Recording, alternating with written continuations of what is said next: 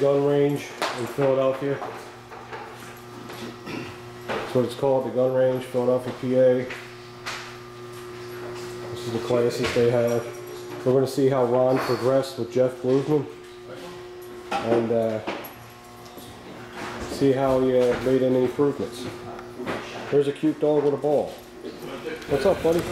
So we're back at the gun range, and I've got Ron here and Pete from the Armory channel. So we're going to see kind of how Ron is progressing. And in these two lessons, we're going to be covering malfunction clearing with two hands, and then we're going to be doing one-handed gun work, both the drawing process and all that kind of stuff.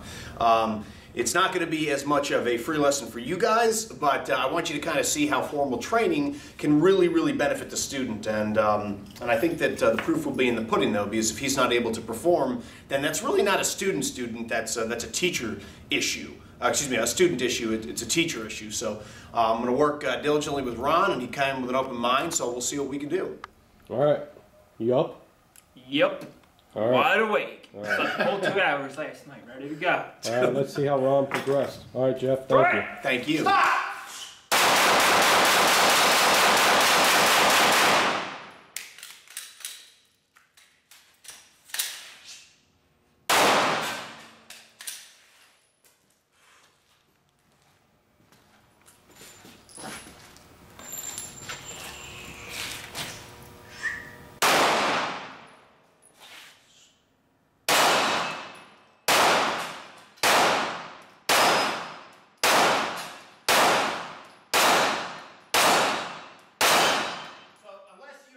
Absolutely directly in the center, making a reset. So let's go ahead and roll it. Okay, so essentially everything boils down to me aligning four things. Okay, eye, rear sight, front sight, and threat. So just going to show you just from an awkward position, transitioning, let's say to a backup gun. I'm going to go ahead and do some unorthodox position from my non-dominant hand. Okay, so I'm here. It really doesn't really matter as long as I manipulate my trigger so as not to disrupt my sights and get those four things in line. Okay, so that's a tech tip. All right. For today. All right, thanks, very guys. Cool. Yeah. All right, guys. You know how I know most of my subscribers, pretty much when you have a channel, the people you draw are like yourself. Most of my subscribers, they treat their guns like they're, like jewelry. They're afraid to get a scratch. Like, oh my God, I got holster wear. What do I do? Should I send the slide back to Glock and have it refinished? Well, what do you think of this? What is this mess? It's been ridden hard and put away wet for sure.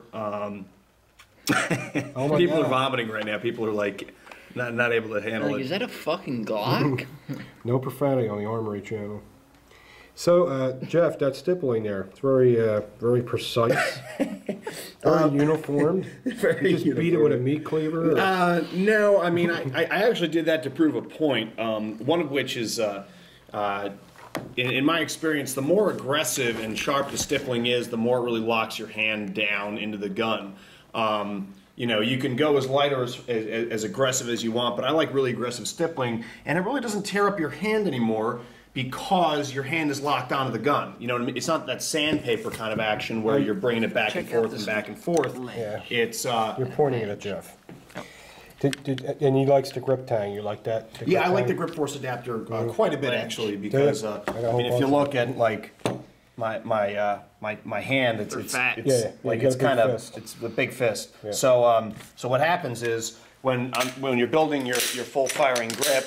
The tendency is for like Glock bite, and I'm going to exaggerate this because I actually have the grip force adapter on, but it'll tendency to ride up high and you get that slide bite, which isn't obviously a big deal, but it doesn't make it very pleasant to shoot. So grip force adapter, great company, yes, they are a good company. It's a great company. I mean, the dudes that run it are really good, yes, really cool, good service and whatnot, but it just allows you to get one, a counter lever because it extends back a little bit, right, and two, prevents that slide bite from occurring. So I'm a big fan of them. I got them on all my Glocks, which is to say only two. I have a Glock 19 and a Glock 26, and I think that you can see that I just run these really hard. But I just got. Yeah. How many rounds you got for it? In the neighborhood of probably about 100,000 rounds. Of course, you've changed springs and. Yeah, I mean, here's the thing: is like the gun will outlast maybe. You know what I mean? They really don't break, especially the 9mm ones. The 40 caliber Glocks can indeed have issues because it's a very high pressure round and stuff like that. 40 is really hard on the guns. Yeah, it takes a beating. It takes a beating. But with the 9mm guns, man, I mean, I remember reading when I was like 16, 17 years old. I think it was a Dave Spalding article on Guns and Ammo, and he had like, I don't know, 116 or 216,000 rounds to his Glock, and I was like, how do you even do that? And lo and behold, here I am, and I got about 100,000 rounds through. I haven't been counting too much, so maybe a little over.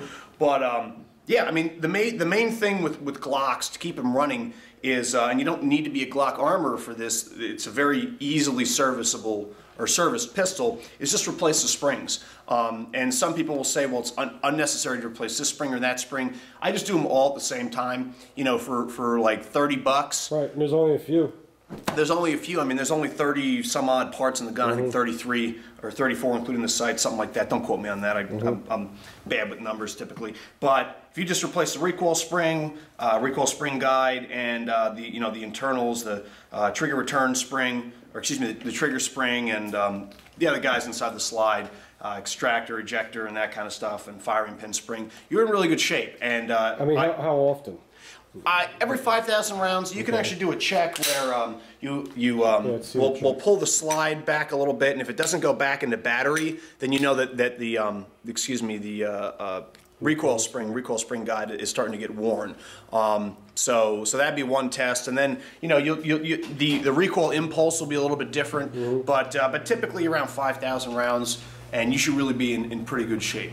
Good, that's great to know. A lot of my guys love to know things about guns. I see you running the XS Big Dot sights. Yeah, I mean, I'm a big fan of the Big Dots. That express sight picture. There's a lot of like controversy surrounding. Well, if you're at a close enough distance to really where Big Dots excel, then you really don't need your sights. I don't really buy into that particularly. I'm a big fan, a big proponent of sighted fire. However, if you don't like Big Dots, that's really not a big deal. You know what I mean? These have to work for you. You know what I mean? Your equipment has to facilitate you surviving and thwarting that violent physical attack. So if you want a more traditional sight picture, the sights that I do recommend, other than Big Dots, would be something like the Trijicon HD sights, and you can get them, I think, in yellow or red, and they're great. That's more of a traditional notch and post sight setup, and they're great. I mean, it's just I try to keep as many commonalities between my weapons as possible. So Glocks, my 870s, my AK all have Big Dots, and let me tell you, I mean, they excel. In fact, recently, not this past time we were in Indiana, I just got back last night about 11:30 p.m. from Indiana.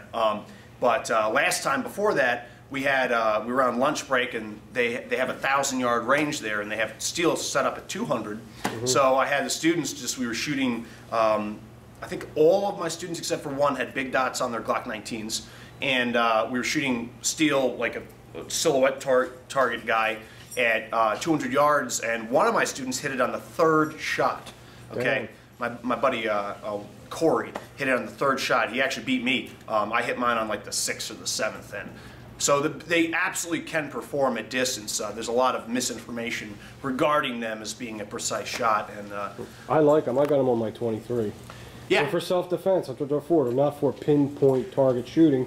They're for moving and shooting. Yeah. And right. Yeah. Running and gunning all and that. where they really excel, really excel, is when people are moving, okay? Yeah. And if you've used them in any kind of force-on-force type stuff, where there's not only scenario and situational type stuff involved, but people moving and trying not to be shot, that's really where they shine. You just put that big golf ball style front sight on the center of the chest of the bad dude, and start pressing the trigger, and magically the rounds kind of appear there. So, so that's my thoughts on that. And then I got an X300 and this really aggressive, disgusting-looking stippling frame, stippling job. And then I abbreviated the grip, but there's a dedicated video about that. Yeah, and I'll put them. Is that to prevent that pinky pinch, or? No. So this is an unloaded magazine. This is I'm going to use to demonstrate for the malfunction clearances today when I get with Ron. But essentially, what this allows me to do, one, is get a more solid purchase, because I'm a big fan of if I'm on threat and I get a clicker and then a bang, right? Essentially, the slide locks to the rear. Okay, if it doesn't always. Okay, but more on that later. what I'm going to do is, since my hands are already together, I may as well facilitate removing this magazine by pulling it out with my support hand. They're already here, you know what I mean? So I'll take it and throw it. And I think that we showed that in the last one, right? How we unload the gun. And then my hand naturally is right to where my next magazine is. Additionally, this here is a free little tidbit.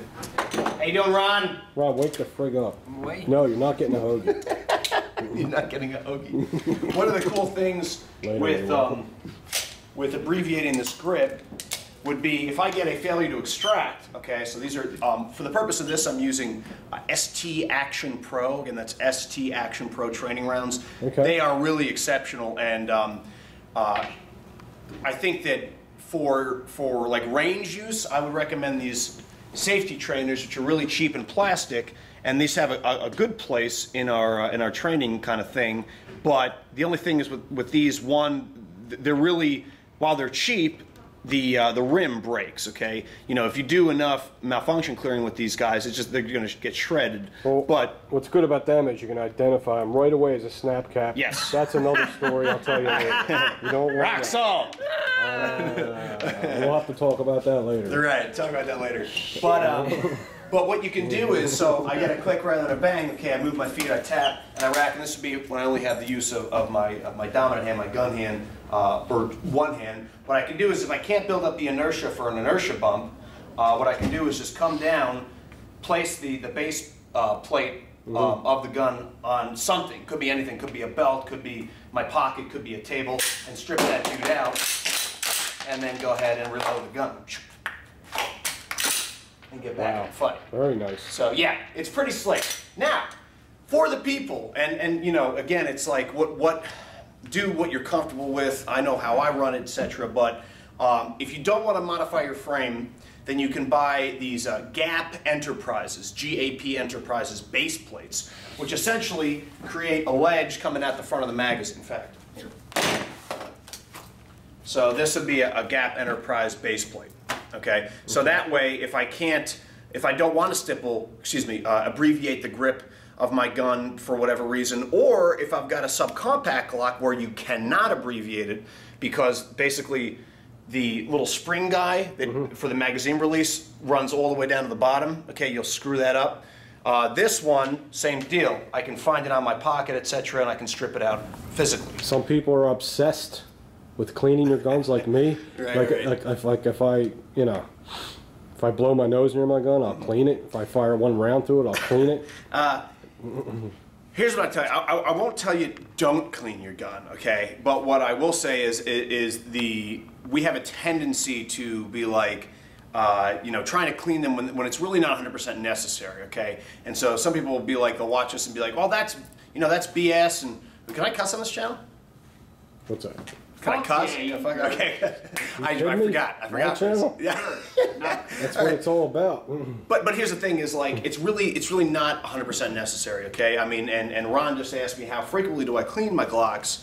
I don't know. I don't have a definitive answer, only because if these guns are taken, like if I'm dumping these guns to transition to another gun or to a knife or a blade or something to keep tactical pressure on bad people, then and it gets real sandy and stuff, then that would be when I clean it. But otherwise, I don't know, every like 1,000, 2,000 rounds, whenever this slide feels really, really gritty, like that. Gummy. Gummy and gritty and stuff like that. And then I'll do like a detail strip and I'll blast it out. And I've got a video on my channel about how to do an expedient and then a more detailed Well, you're going to strip. see a lot of OMG comments. Oh my God, I cleaned my Glock after 50 rounds. I got to clean it right away. And here's what I'm saying. Like, if you want to do that, then I wouldn't tell you not to. It's not like you're going to break it. And if that really instills a level of confidence with you in your equipment, then by all means, do that. But really, just using a little bit of grease on those friction areas, I think will go a long way into keeping that gun running and running and running. So it's okay to keep the barrel coated with powder. It's all right, just let it sit there and no problem. I mean, look at it. Well, First of all, I think like it's corrosive ammo. Or Well, I mean, if you're finding corrosive ammo, then you really had to hunt around to find that stuff. You know, for a 9mm or 40-45 and stuff, you're looking at real old ammunition. But essentially, the Tenifer too, like you could see how this is. Somebody asked me the other day, and if you guys on your channel are into guns, completely off. Well, it looks like the Halo, excuse me, Halo's a game, Talo model, and they were like, "Oh, is that a Talo model?" I said, "No, it's just it's a regular Glock 19. It's just been beaten to shit. Being used. It's been used really, really hard." Here's the thing: is the Tenifer, you know, the finish remains on the gun. What they do at the factory is just blacken it, and that's when you see that dark black finish. So that's actually not the Tenifer. The Tenifer is a process, and let me tell you, I wish like all guns were Tenifered. I have yet to find a gun finish that is more durable than Tenifer because it doesn't rust.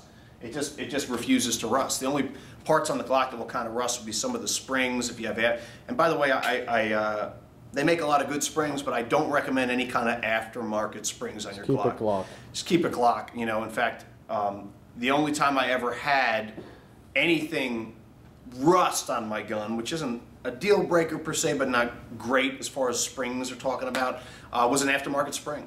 You know, like trigger spring before. Or just like the aftermarket, them Korean Glock mags. I don't know why people buy them. Do not buy those. Do not buy those. They're horrible. Do not buy those. Yeah. And I won't even tell why or why not. Just don't. Why I would don't. you? I don't speak in absolutes. Right. Just don't buy those. If you know, if you're not willing to spend $5 or $10 more per mag, then I think that you need to just reanalyze this entire situation because those things are absolute crap. Just unequivocal crap. Yeah, Okay, let's go ahead and give me 4 rounds in the heart box. Make sure that you're building that support hand grip properly, okay? Gun is parallel with the floor to the best of your ability. 4 rounds, heart box, threat.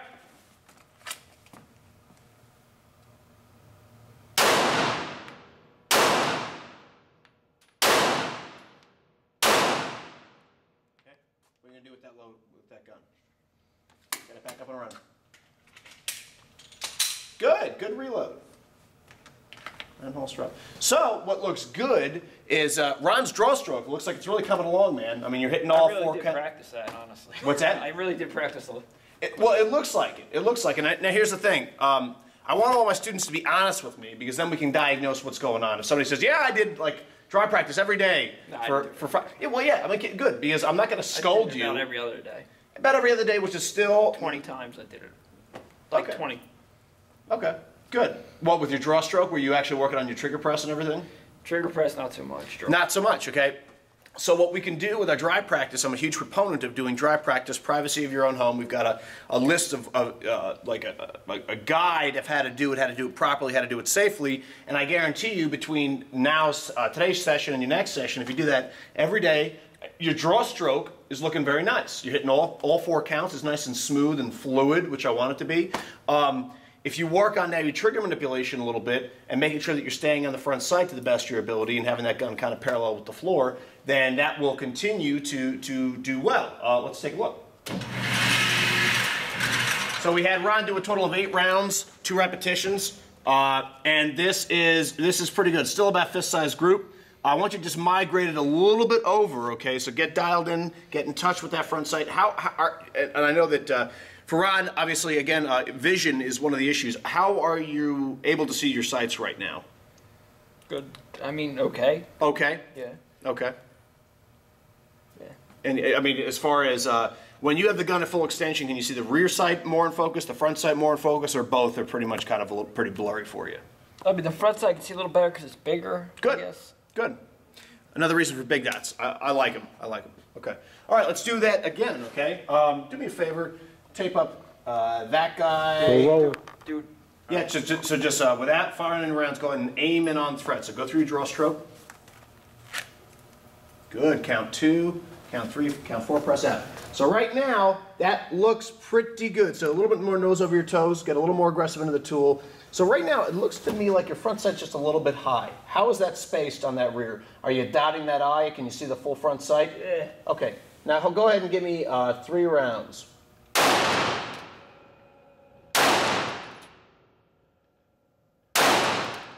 Again, see, now pause right there. See how that front sight is a little bit elevated? Yeah. Does that feel like it's parallel with the floor right now? Nah, it kind of feels high. Now it feels elevated, kind of. I mean, now it feels straight, kind of. Okay, give me 3 more.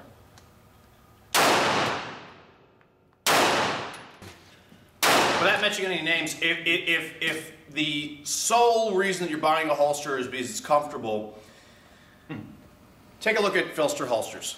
Actually, I'm wearing this shirt just by happenstance. I got mine on right now. Yeah, you know, Filster, John Houtman does incredibly good work, and he's really an artist, first and foremost, so yes, really recommend his stuff. And it's very comfortable. I mean, I'm not exactly a big dude, and I'm carrying an inside the waistband, you know, Glock 19, weapon mounted light, the whole 9 yards, and I just did an 11-hour road trip with it on, and, you know, I was fine. I'm wearing it today.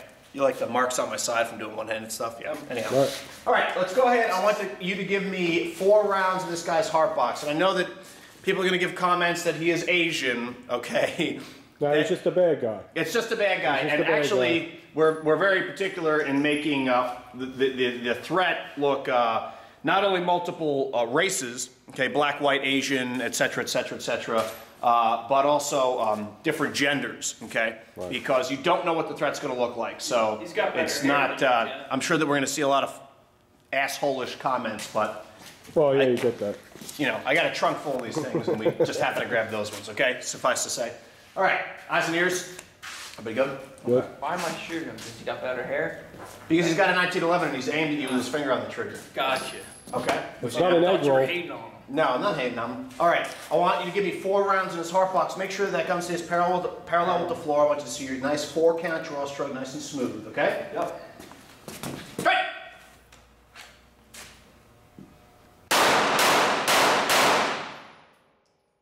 Nice. Well, damn. Okay, not bad. Let's take a look. So, this round right here would probably be the only real decisive one. Just understand that we have, okay, the skull, the top of the skull, the cheekbones, and the jawbone, which many a person has been admitted to the ER, okay, who's been shot boop, or beep, beep, on the jawline. And think about it, this is the armor for our head. Okay, so when we're aiming for this head area, we got to make sure that we're in that T, that upside down T, the ocular cavities and nasal cavities. That would have stopped him, that on you. It's gonna bleed like a bastard because there's all these. It's very fucking word. Essentially, there's a lot of veins and capillaries and stuff up there. It's very vascular. Excuse me, very vascular. So you know, if you've ever seen someone get cut in a fight, you know, whoosh, and this gets cut and it bleeds into their eye. It bleeds like crazy. However, it's not going to be a definitive fight stopper. If anything, what that's going to do is possibly blind him because blood's going to be coming down, but more. You may get lucky and it's a psychological stop, but we need our bullets to be decisive fight stoppers, okay? All right, so let's do that again. This time I want you to aim for that heart box. Heart box, aim low. 4 rounds, 4 rounds in his heart box. Fight!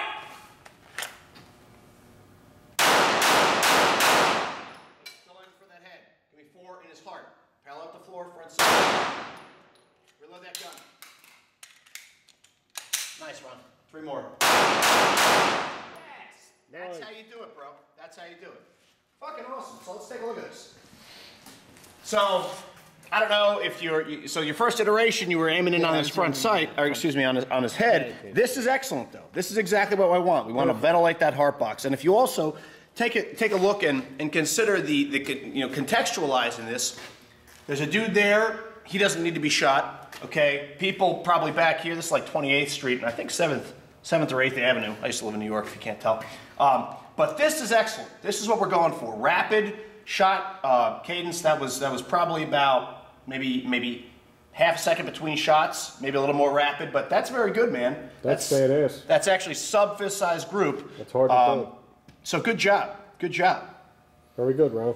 How do you feel about that? Good. So, I wanted you guys to see Ron's progress, and clearly that's really good, man. That's really good. Staying on that front sight, resetting that trigger. Your draw stroke looks good. You're hitting all 4 counts of the draw stroke. Your homework for next time before we meet would be work on your dry practice. Okay, you've clearly been working on your draw stroke, and it's paying dividends. I mean, it looks good. It looks good. It's getting like textbook kind of draw stroke. Now, I want you to work on that in conjunction with manipulating your trigger, okay? And if you have like a roommate or a friend or something, I think did I give you, a friend. You guys are friends, aren't you? But here's the thing is, what you could do is, and this is like a little trick, I'm gonna holster my pretzel, okay? So check this out. What we'll do is just with your finger gun, kind of aim in on the wall over there. Go ahead and extend outward, extend, nose over your toes. So what we'll do is the gun will be unloaded, okay, and I'll send you a list of how to get that done and absolutely ensure you're not gonna plug your wall and kill your neighbor. I'm gonna place my hand on his shoulder. I hate my neighbor. No, I'm just kidding.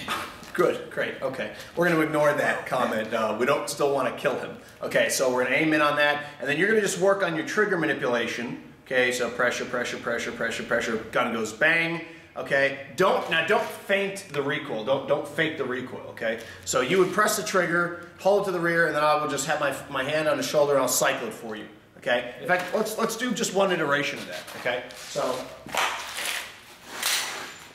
we got my gun right here, right, unloaded. Just go ahead and hold this, and we'll kind of give people an understanding of what we're doing. So aim in on that wall. Yep, go ahead and press forward, go to full extension. Place your finger on the trigger, front sight, pressure.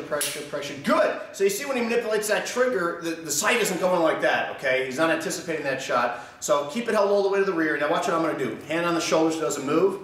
Rack the slide, and reset. And pressure. Good. And again. Okay, see a little bit of a dip? Yeah, we're gonna eliminate that. So you can see that this is costing us nothing but a little bit of time. Just a little bit of dip still. I want to see just manipulate that trigger in just a linear fashion. Pressure. Still a little bit of dip. Focus on the front sight and gentle pressure on the trigger. Front sight, pressure. Nice. Perfect. That was okay. good. Yeah, and you can tell. I'll take the gun. Oh. Okay. So, but nice job. So that's like a partner drill, costs you nothing but time. You guys can have that for free.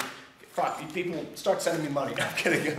That's a really good partner drill for how you can get in touch with the trigger, so as not to disrupt your sights. Okay. So if you work on that in conjunction with what you're doing, 5 to 20 minutes a day, no more than 20 minutes a day dry practice. It's when we have accidents because we get, sloppy, or stay focused for that 5 to 20 minutes. Do a portion of it with the with trigger manipulation. I think that they'll all be like this.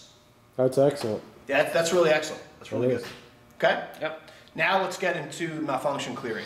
So I'm going to sign off with you guys. If I can do anything for you, if you can go ahead and like us on Facebook, subscribe to us on YouTube. If you have any questions or you want some training, you can get in touch with me, jeff@armeddynamics.com. Okay? All right, Jeff. My website is www.armeddynamics.com. Have you seen that like sparkle trail thing that you can do an eye? I'll fade you right out. All right.